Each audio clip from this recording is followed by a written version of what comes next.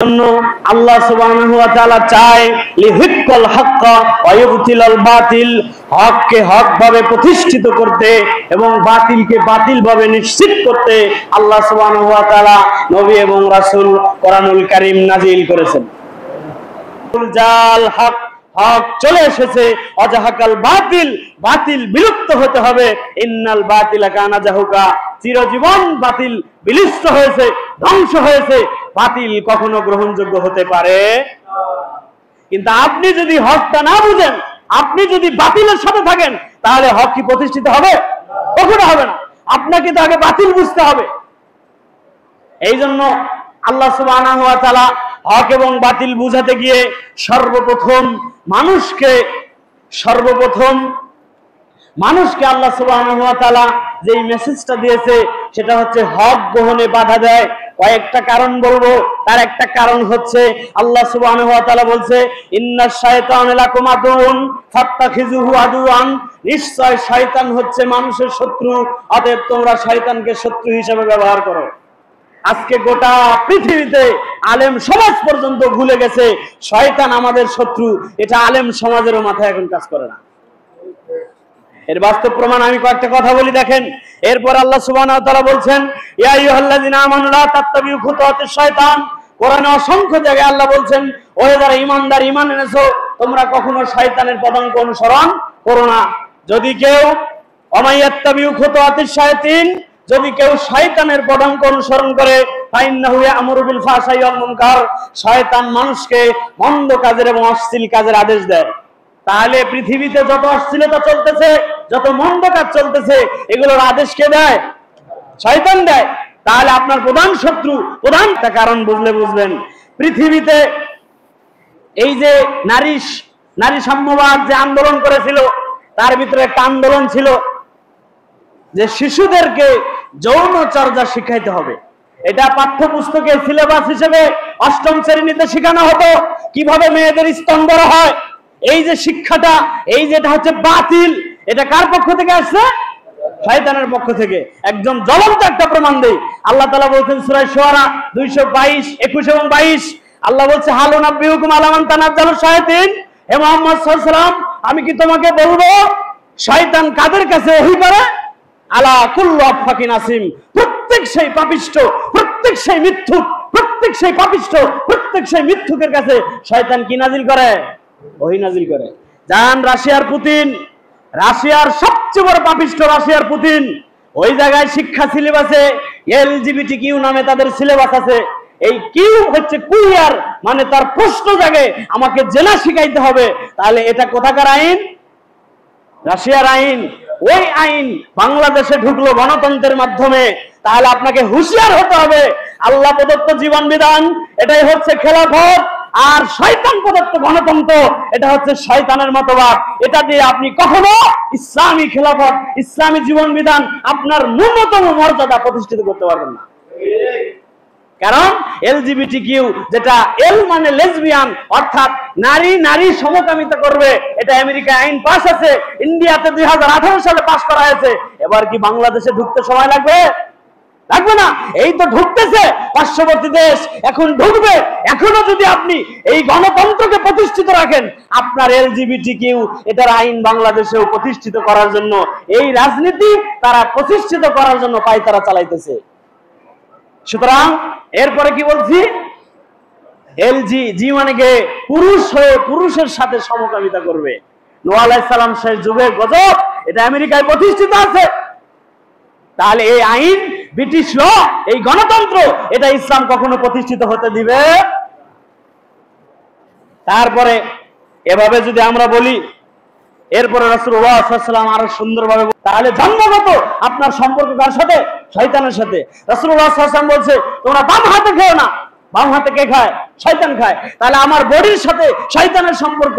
রাসূলুল্লাহ সাল্লাল্লাহু আলাইহি ওয়াসাল্লাম বলেছেন তোমরা যখন ঘরে প্রবেশ করবে সালাম দাও, বিসমিল্লাহ বলে প্রবেশ করো, তাহলে ওই ঘরে শয়তান ঢুকবে না। রাসূল সাল্লাল্লাহু আলাইহি ওয়াসাল্লাম বলেছে যখন খাবার খাও তখন বিসমিল্লাহ বলে খাও, যদি বিসমিল্লাহ ছাড়া খাও তাহলে ওই খাবার কে খাবে? শয়তান খাবে। রাসূলুল্লাহ সাল্লাল্লাহু আলাইহি ওয়াসাল্লাম বলেছেন যখন তোমার রাগ উঠে যায়, রেগে যাও, দাঁড়ানো থাকলে বসে পড়ো, বসে থাকলে শুয়ে পড়ো, এরপরে বলো আউযু বিল্লাহি মিনাশ শাইতানির রাজিম। আপনার গোটা বডির সাথে শয়তানের সম্পর্ক রয়েছে। তার মানে হক পেতে বাধা দেয় সর্বপ্রথম সে কে? আজকে গোটা পৃথিবীর আলেম সমাজ দেখবেন, মানুষ এই যে যারা আমাদের ক্যান্টিনে খাবার খায়, বাম হাতে পানি খায়, বাম হাতে খাচ্ছে, সে এটাকে কিছুই মনে করতেছে না। এটার কারণ কি? Colonial mind setup. এটা আমাদের রক্তের ভিতরে ঢুকে গেছে, শয়তানের গোলামি এবং দাসত্ব। সুতরাং আমাদেরকে সর্বপ্রথম হক পেতে বাধা দেয় কে? শয়তান। এরপরে রাসূলুল্লাহ সাল্লাল্লাহু আলাইহি ওয়াসাল্লাম অসংখ্য হাদিস, আল্লাহ সুবহানাহু ওয়া তাআলা অসংখ্য আয়াতের মাধ্যমে, এটা একটু কষ্ট নেবেন না, এটা আমার বিরুদ্ধে, আমি খুব টেনশনে থাকি, কোরআনে আমার বিরুদ্ধে আয়াত নাযিল হয়েছে। কত বড় মারাত্মক কথা! আলেম সমাজ যদি এই কথাটা বুঝতো, তাহলে এই দেশে এত মাসলা মাসাইলের গন্ডগোল থাকতো না। হক পেতে বাধা দেয় দ্বিতীয় যে শ্রেণীর, সেটা হচ্ছে আলেম সমাজ। আর সর্বপ্রথম যেটা সেটা শয়তান। আর শয়তান এই সমস্ত যারা বাধা দেয় এদেরকে শেয়ার হিসেবে কাজ করে। তাহলে এদের মেন কে ভাই? মেন হচ্ছে শয়তান। এরপর আমি যেটা বলতেছি, ওয়ালা তালবিসুল হাক্কা বিল বাতিল ওয়া তাকতুমুনাল হক ওয়া আনতুম তা'লামুন। আল্লাহ বলছেন তোমরা জেনে বুঝে হক এবং বাতিল মিশ্রণ করো না। কত ভয়ঙ্কর কথা! এই কথাটা কাকে বলতেছে আল্লাহ তাআলা? মানুষকে কারা বুঝায়? মানুষকে জ্ঞান কারা দেয়? মানুষকে খুতবা কারা শোনায়? মানুষকে ওয়াজ নসিহত কারা করে? আলেম সমাজ। অথচ আল্লাহ বলতেছেন ওয়া তাকতুমুনাল হক, তোমরা সত্যটা জানো। কারণ একজন মানুষ যখন মাদ্রাসায় পড়ে, সে সত্য জানে না? সে জানে, বুখারীর হাদিসগুলো জানে, তারা বুখারীর খতমে বুখারী করে, কিন্তু আমল করতে আনতুম তা'লামুন, অথচ তোমরা জানো। এরপর একটা কথা, ফামান আযলামু মিম্মান ইফতারা আলাল্লাহি কাযিবা। আল্লাহ সম্পর্কে মিথ্যা বলে এরা। আপনি খোলেন বেদে মারফত, খোলেন চরমনায় ভোগ, সেখানে লেখা আছে আল্লাহর আন্দাজ নাই। কোন মানুষ যদি এই কথা বলে তার ঈমান থাকতে পারে? তাহলে এরা আল্লাহ সম্পর্কে কি বললো? মিথ্যা কথা বলতেছে না? যদি আপনি বলেন আল্লাহ কোথায়, বলবো মুমিনের কলবে। কোন আলেম বলতেছে যে বলবে আল্লাহ কোথায় সে কাফের। এটা কেন বলতেছে? আল্লাহ সম্পর্কে মিথ্যা না এগুলো? আল্লাহ নিজের ব্যাপারে বলতেছে আর রহমান আলাল আরশিস তাওয়া। আমি কোথায় আছি? হুজুর কি বলতেছে? কুলুবুল মুমিনিনা আরশুন। আল্লাহ বলছে এরা আল্লাহ সম্পর্কে কি বলে? মিথ্যা বলে। এরপর আল্লাহ বলতেছেন লিউদিল্লান নাস বিগাইরি ইলমিন। কেন বলে? মানুষকে গোমরাহ করার জন্য। তাহলে সাধারণ মানুষকে গোমরাহ করে কারা? আলেম সমাজ। কারণ আমি এখান থেকে যেটা বলবো আপনি ওটাই কি গ্রহণ করবেন। এই জন্য আল্লাহ তাআলা আরো বলতেছে ফাআওয়াইনাকুম ইন্নাকুম নাগাইন। বিচারের মাঠে এই সমস্ত আলেমেরা দাঁড়িয়ে যাবে, দাঁড়িয়ে গিয়ে বলবে, কি বলবে? আমরা তোমাদেরকে পথভ্রষ্ট করেছি, কারণ আমরা নিজেরাই কি ছিলাম?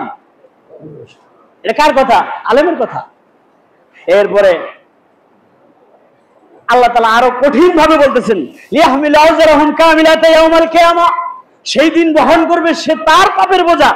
আমিন আওজারাল্লাযিনা ইউদিল্লুনাহুম বিগাইরি ইলমিন, এবং তার পাপের বোঝা বহন করবে যাকে সে বিনা ইলমে আকীদায় আমলে পথভ্রষ্ট করে ফেলেছে। তার বোঝা আলেম কি করবে? বহন করবে। আলামা সায়াজিরুন।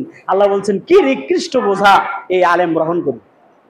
দেখেন এরপর আল্লাহ বলছেন মান উতিয়া বিগাইরি ইলমিন। রাসূলুল্লাহ সাল্লাল্লাহু আলাইহি ওয়াসাল্লাম বলছেন, আবু হুরায়রা থেকে বর্ণিত, সুনান আবু দাউদ 3616 নম্বর হাদিস। রাসূলুল্লাহ সাল্লাল্লাহু আলাইহি ওয়াসাল্লাম বলছেন মান উতিয়া বিগাইরি ইলমিন কানা ইসমুহু আলা মান আফতাহু। যে আলেম ফতোয়া দিল বিনা ইলমে, কোরআন এবং হাদিস ছাড়া ফিকহের কিতাব পড়ে যারা ফতোয়া দেয়, যারা কোরআন হাদিসের মূল্যায়ন করে না, বিগাইরি ইলমিন, বিনা ইলমে ফতোয়া দেয়, যত জনগণকে গোমরাহ করেছে, ওই সমস্ত গুনাহ আলা মান আফতাহু, ফতোয়াকারীর উত্তরে বর্তাবে। তা ফতোয়া কারা দেয়? আলেম সমাজ দেয় না? তাহলে হক মেনতে বাধা দেয় দ্বিতীয় প্রকারে কারা? আলেম সমাজ।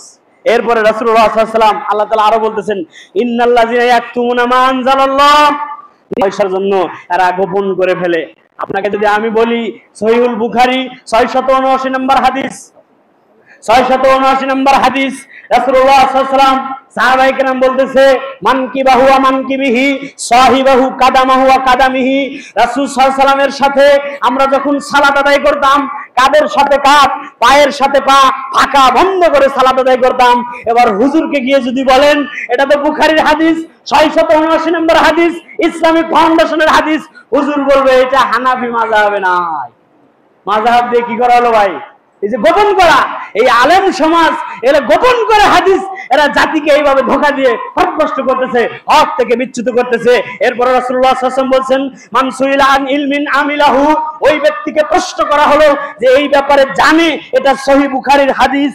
এরপরেও কাতামাহু উজলিমা ইয়াউমাল কিয়ামাতি বিলিজামিন মিনান নার, এরপরেও যদি সে সেটা গোপন করে বিচারের মাঠে আল্লাহ তাআলা তাকে আগুনের লাগাম লাগিয়ে দিবেন। ঘোড়ায় যেমন লাগাম লাগায় ওইরকম ঘোড়ায় যেমন লাগাম লাগায় আলেমকে ওইরকম লাগাম লাগিয়ে দিবে। এটা আমাদের মাযহাবে না।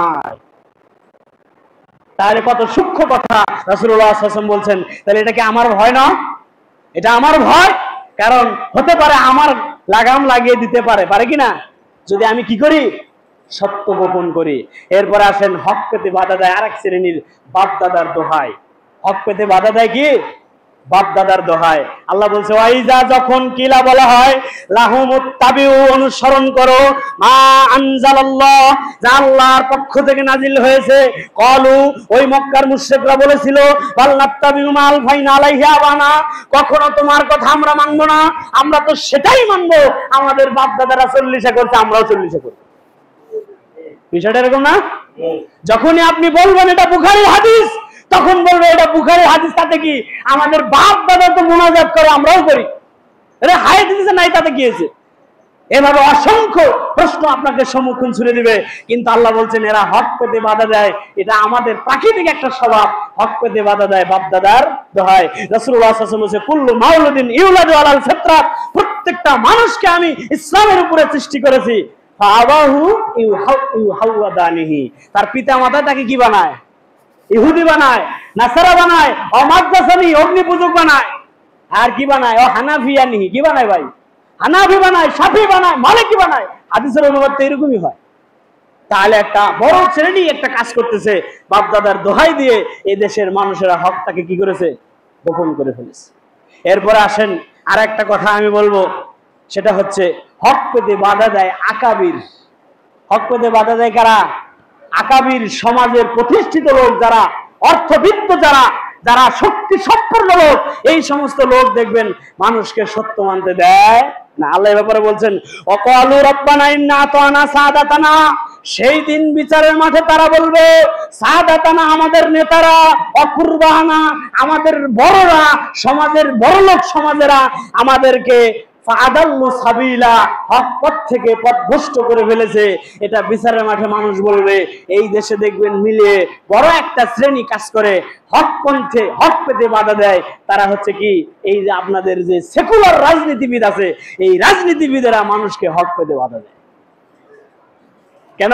যখন কোনো মাহফিল হয়েছে, মাহফিল গুলা কারা বন্ধ করেছে ভাই? এই সেকুলার প্রতাপশালী লোকেরাই বন্ধ করেছে। এরপরে রাসূলুল্লাহ সাল্লাল্লাহু আলাইহি ওয়াসাল্লাম, বাংলাদেশে কয়জন নেতা কোরআন হাদিসের জ্ঞান রাখে? কিন্তু জুহালান, এরা জাহিলিয়াত মানে অজ্ঞ, কিন্তু সমাজে কি হয়ে গেছে? রুসান, নেতা হিসেবে প্রতিষ্ঠিত হয়ে গেছে। এই জন্য রাসূলুল্লাহ সাল্লাল্লাহু আলাইহি ওয়াসাল্লাম বলছেন ফাসুইলা ফাআফাতাই বিগাইরি ইলমিন ফাদাল্লু আদাল্লু, এদেরকে জনগণ প্রশ্ন করবে, এরাও পথভ্রষ্ট হয়েছে, জনগণকেও কি করবে? পথভ্রষ্ট করবে। সহিহ বুখারী 101 নম্বর হাদিস, ফাগওয়াইনাকুম ইন্নাকুন্না গাওয়াইন, এরা বিচারের মাঠে ওই একই কথা বলবে, আমরা তোমাদেরকে পথভ্রষ্ট এই জন্যই করেছি কারণ আমরা নিজেরাই কি ছিলাম? পথভ্রষ্ট। এরপরে হক পেতে বাধা দেয় আরেকটা শ্রেণী হচ্ছে অধিকাংশের দোহাই। বাংলাদেশে দেখবেন আমরা এত মানুষ, আমাদের লক্ষ লক্ষ জনতা এটা করে, তো এইটা আর হাদিসে না থেকে পারে নাকি?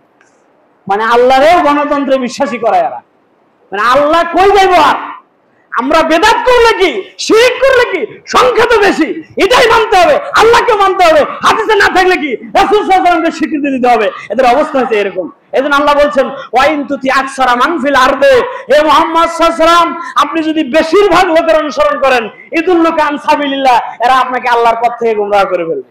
সুতরাং আপনাকে যখন আমি সহিহ বুখারীর হাদিস দিব, যদি আপনি সেটা না মানেন, যদি আপনি দলিল দেন এত মানুষে করে, এত আলেমেরা করে, এত পৃথিবী, এত দেশের জনগণ করে, এটা হক না হয়ে পারে, তখন আপনি কি হয়ে যাবেন? পথভ্রষ্ট হয়ে যাবেন। এই রাসূল সাল্লাল্লাহু আলাইহি ওয়াসাল্লাম এবার বলছে বাদাল ইসলাম গরিবান, ইসলামের সূচনা হয়েছে অল্প থেকে, ওয়াসায়াদু কামা বাদা গরিবা ফাতুবালিল গরিবা, ইসলাম আবার অল্প সংখ্যে ফিরে যাবে, ফাতুবালিল গুরাবা, এই অল্প সংখ্যক লোকই হচ্ছে হকপ্রাপ্ত প্রতিষ্ঠিত।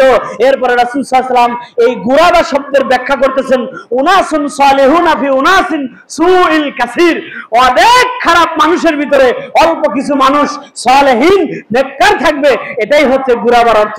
আজকে গোটা বাংলাদেশে শিরক বেদাতে ভরপুর, অল্প কিছু মানুষ আমরা যখন সহিহ হাদিসের দাওয়াত দেই তখন আমাদের শত্রুতা শুরু করে দেয়।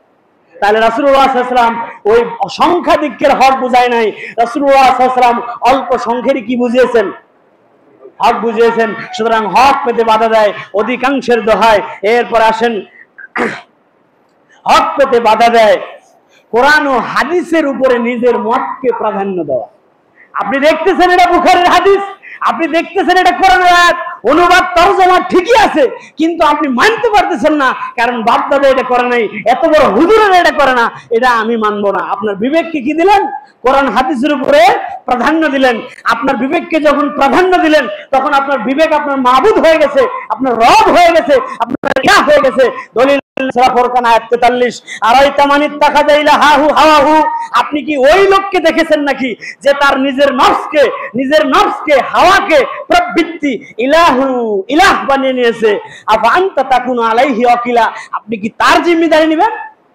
সুতরাং হক পেতে বাধা দেয় আরেকটা বিষয়, সেটা হচ্ছে আপনার মস্তিষ্ক শয়তান টোটালটাই তার দখলে করে নিয়েছে। এজন্য আপনি দেখছেন বুখারী, আপনারা প্রশ্ন করেন এত বড় আলেম বুঝে না, একই প্রশ্ন আপনাকে যদি আমি করি এত বড় আলেম বুঝে, তাহলে সত্যটা বলে না কেন? সত্যটা এই জন্যই বলে না যে শয়তান তাকে কি করে ফেলেছে, গোমরা করে ফেলেছে, তার গোটা মস্তিষ্ক শয়তানের দখলে আছে। কারণ আমি একটু আগেই এটা আপনাদেরকে বুঝিয়েছি। এরপরে রাসূলুল্লাহ সাল্লাল্লাহু আলাইহি ওয়াসাল্লাম আরো সুন্দর করে বলতেছেন, লা ইউমিনু আহাদুকুম হাত্তা আকুনা হাওয়াহু তাবআন লিমা জিতু বিহি, আমি আল্লাহর পক্ষ থেকে যেটা এনেছি এটা যতক্ষণ তোমার নফসের উপরে প্রাধান্য না দিয়ে, মানে আমার বিবেকের বিরুদ্ধে চলে গেছে, আমার অন্তরের বিরুদ্ধে চলে গেছে, তারপরেও রাসূলুল্লাহ সাল্লাল্লাহু আলাইহি ওয়াসাল্লামের কোরআন এবং হাদিসকে প্রাধান্য দিতে হবে, তাহলে আপনি মুমিন হতে পারবেন। নিজের মতকে প্রাধান্য দিলে, কোরআন হাদিসের উপরে কন্ডিতি করলে আপনি মুমিন হতে পারবেন। এরপরে আসেন আল্লাহ সুবহানাহু ওয়া তাআলা পৃথিবীতে হক প্রতিষ্ঠিত করতে চান, হক প্রতিষ্ঠার জন্যই নবী এবং রাসূল, কোরআন এবং হাদিস। এইজন্য আল্লাহ বলছেন ওয়া ইউরিদুল্লাহু আইয়ুহাক্কাল হাক্কু বিকালিমাতিহি, আমি আল্লাহ চাই, আমার আশা, আমার চাওয়া, আমার পাওয়া পৃথিবীতে আমি আমার কালিমাটাকে প্রতিষ্ঠিত করি। এইজন্য রাসূলুল্লাহ সাল্লাল্লাহু আলাইহি ওয়াসাল্লাম বলছেন ইন্নাল্লাহা লা ইয়াস্তাহি মিনাল হক, আল্লাহ সত্য বলতে লজ্জাবোধ করেন। এরপরে অকুলিল হাক্কু ওয়ালাউ আলা নাফসিকা, রাসূলুল্লাহ সাল্লাল্লাহু আলাইহি ওয়াসাল্লাম বলছেন তুমি সত্যটা বলো, হকটা বলো, যদি তোমার বিরুদ্ধে যায় তাও তুমি হকটা বলো। কেন? আল্লাহর একটা নাম রয়েছে আল হক, আল্লাহ হচ্ছেন হক, সত্য।